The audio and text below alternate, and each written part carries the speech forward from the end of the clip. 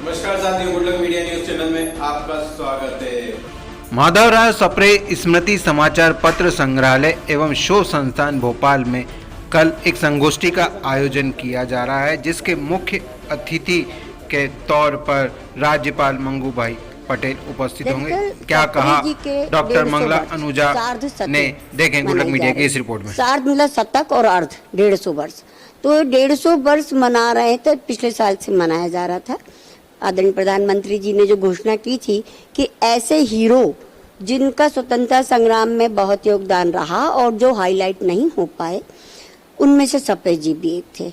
जब माधवराव सप्रे संग्रहालय बना तो संग्रहालय का नाम माधवराव सप्रे के नाम पर क्यों रखा है, प्रश्न उठा था।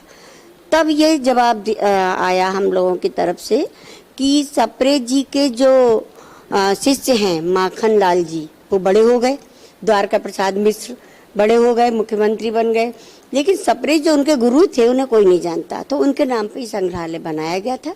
तो उनका 150वां वर्षार्ध सती समारोह हम लोग पिछले साल से मना रहे हैं। पूरे देश भर में इसके कार्यक्रम हुए।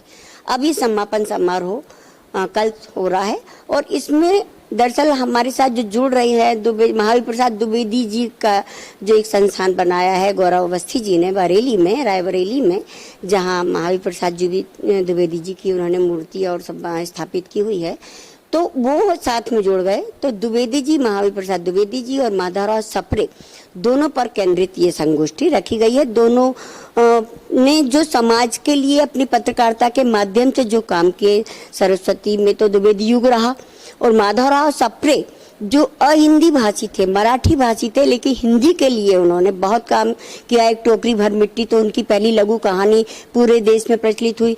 और फिर वो जब जनवरी 1900 में सरस्वती निकल रही थी इलाहाबाद से, तब माधवराव सप्रे ने तिलक युग के अनुयायी थे, अपने लोकमान्य तिलक के वो भक्त थे एक तरह से, तो उन्होंने छत्तीसगढ़ मित्र निकाला था। तब मध्य प्रदेश और छत्तीसगढ़ एक था।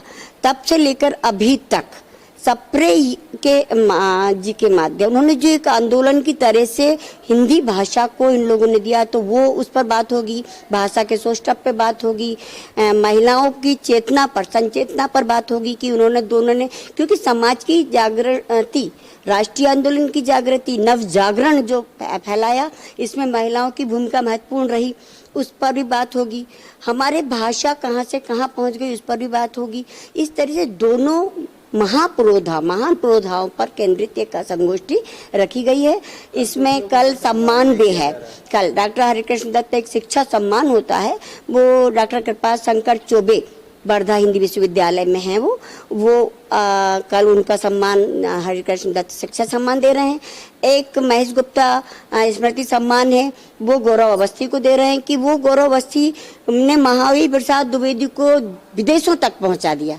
उनके नाम पर इतना बड़ा संस्थान चला रहे हैं पूरे देश में बच्चों के अंदर। दरअसल हमारे पास जो इस समय सबसे बड़ा संकट ये आ रहा है कि हमारी जो नई पीढ़ी है वो, उनके पास संस्कार नहीं पहुंच रहे, क्योंकि वो जो एक किताबी पढ़ाई हो रही वहाँ तो खीर, लेकिन ये पुरखे कौन है। इस जब संग्रहालय में आते हैं बच्चे और जब यहाँ इन पुरखों की तस्वीरें देखते हैं, तब उनको समझ में आता है कि वास्तव में पुरखे तो ये हैं। हम अपने बाबा को, दादा को, 2 या 3 पीढ़ी तक के हम नाम जान पाते हैं, लेकिन योहान गुटेनबर्ग जिसने अक्षर पहली बार ढाले, जिसने बताया, जिसकी वजह से आज पढ़े लिखे होने का दावा कर रहे हैं कि उन्होंने अक्षर ढाले तो हम पढ़ लिख पाए आज।